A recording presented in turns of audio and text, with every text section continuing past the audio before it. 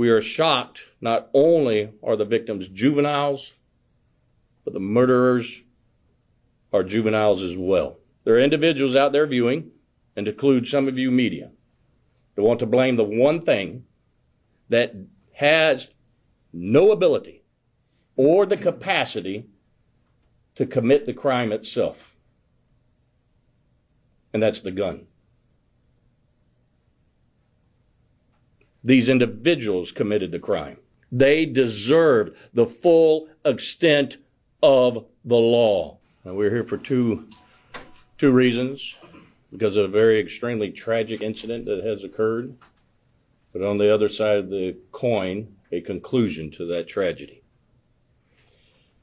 As all of you are well aware, last Thursday, March 30th, we received a call near Forest Lakes Park, where our first victim, Layla Silvernail, was located suffering from a gunshot wound. She would later succumb to her injuries.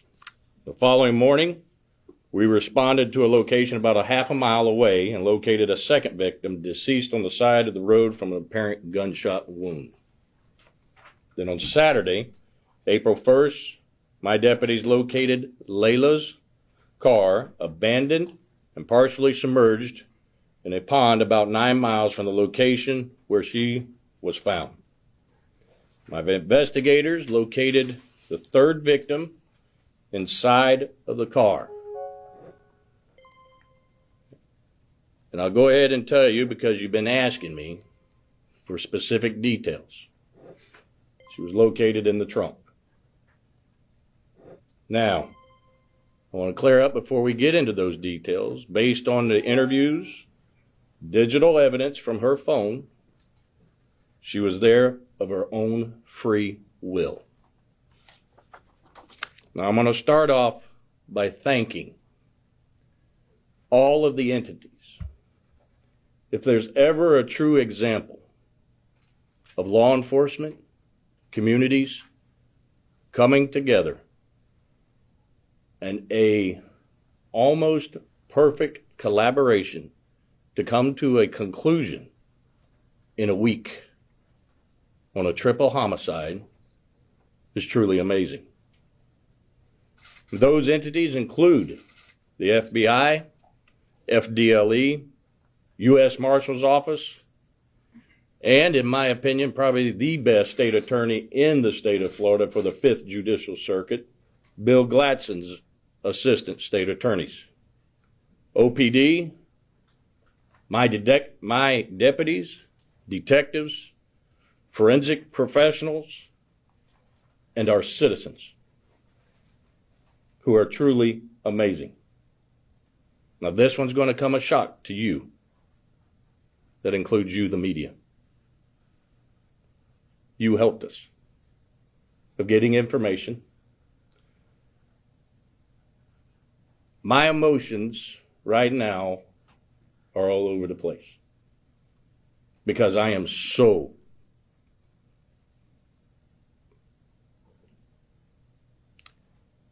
proud of my guys and girls.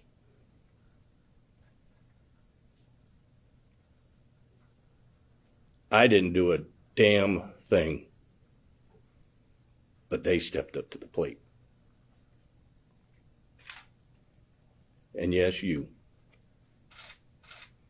put information out there, and I'll admit this, you wore my ass out of interviews, you hounded me, but don't ever think I didn't use you as well to get the information I needed.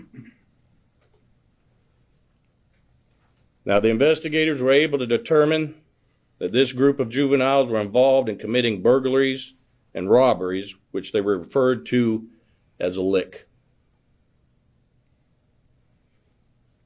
Now, although we had out there that was gang related, we have nothing specific to say that it was any rivalry or anything to such that cause. But however, each and every one of them, in some shape or form, is associated with a gang. Basically, simple terms, there is no honor among thieves. And at some point, these 3 individuals turned on our 3 victims and murdered them. 2 of them right there. They fled the scenes, but left a lot of evidence in their wake. Through the cooperation of the agencies that I've previously mentioned and my office, we were able to begin compiling all of the evidence and finding these killers.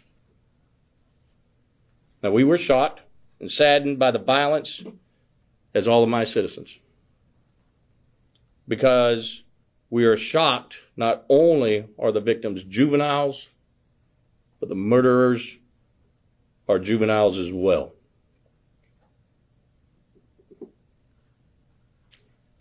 I know each of you in the media here and viewers out there probably heard us in law enforcement or even in community events talk about what is the problem. And I'm going to go ahead and address the first thing that I know it's going to come up.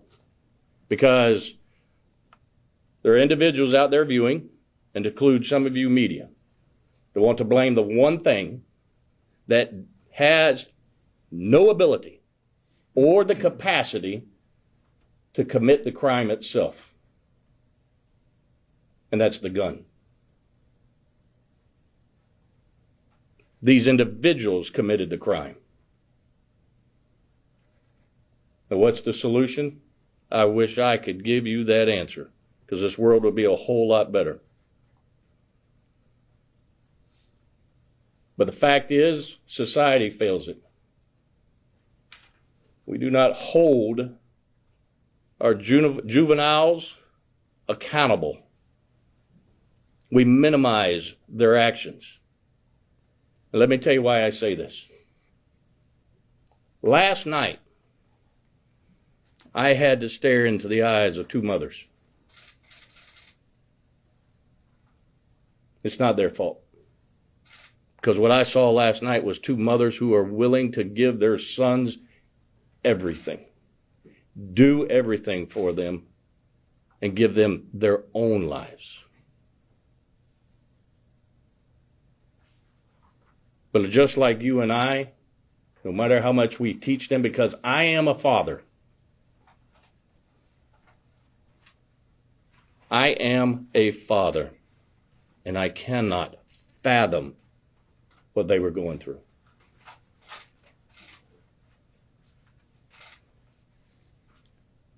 These mothers and mothers across this nation need all of your help. Because here's what infuriates me. I've got a particular media who has a problem with putting photos of juveniles out.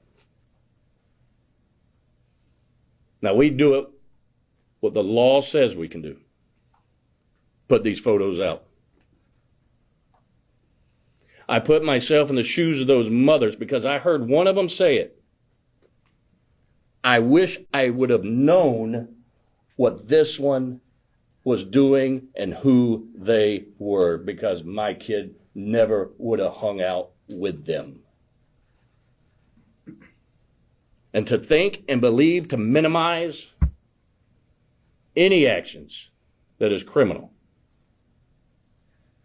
of a juvenile is a disservice, and frankly, stupid to think. We need to hold them accountable. And then hope that we can change them.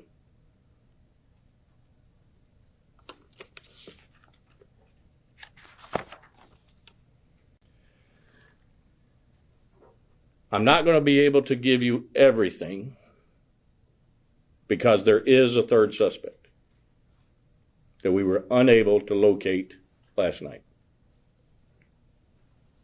But however,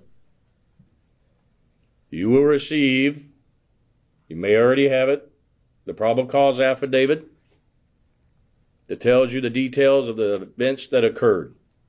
I will tell you this. I already told you of the witness hearing the gunshots. That is when all three were killed. The suspects were in the vehicle.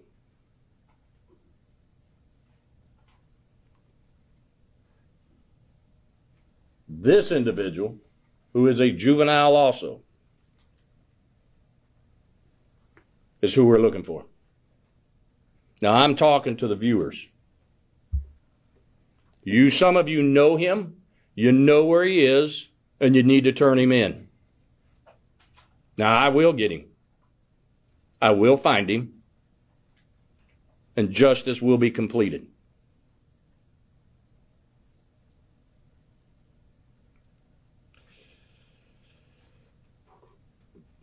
As you can imagine, my thoughts are all over this page right now.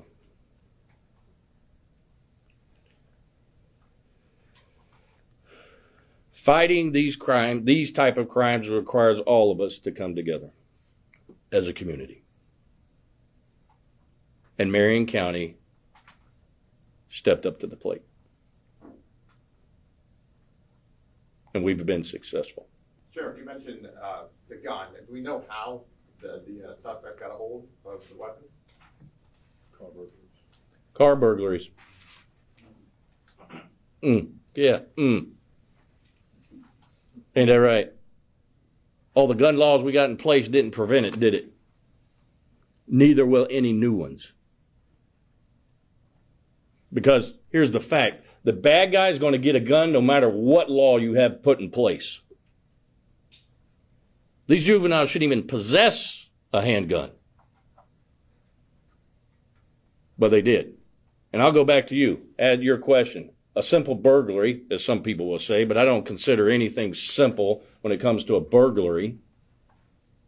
The law allows me, I'll plaster their face up on this page, up on my page, up on media. I will hand it out if the law allows me, because parents have the right to know who their kids are hanging out with and preventing this. Don't take me wrong.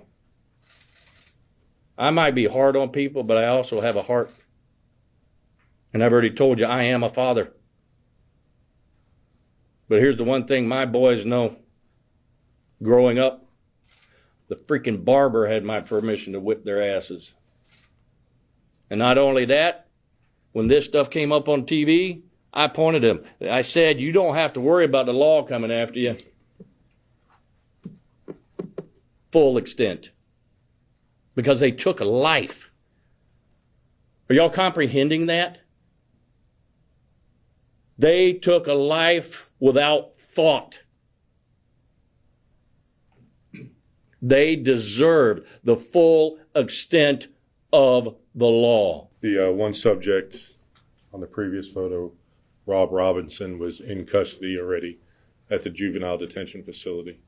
And the Christopher Atkins, the 12-year-old, we located him at his house yesterday after serving a search warrant. So they weren't on the run or anything. Were they even surprised to even see you show up? Yes. They were very surprised we showed up.